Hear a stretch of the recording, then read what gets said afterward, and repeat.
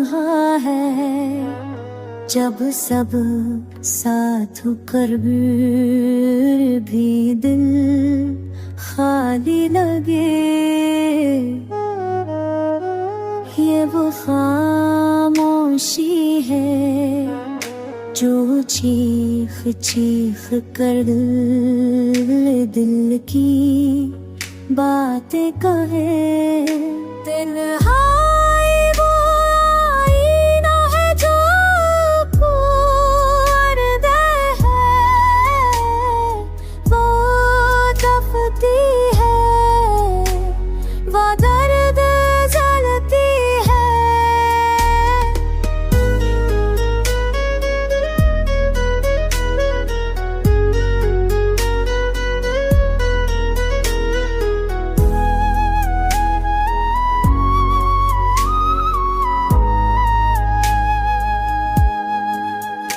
अंधेरी रातों में जब खामोशी छा जाए, तो तन्हाई दिल को और ज्यादा सताए।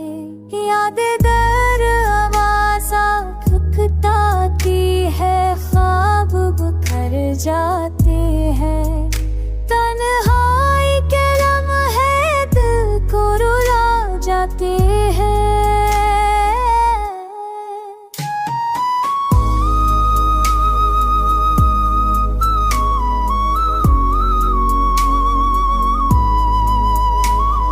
मगर कभी तन्हाई सुकून भी देती है, ये खुद को पहचानने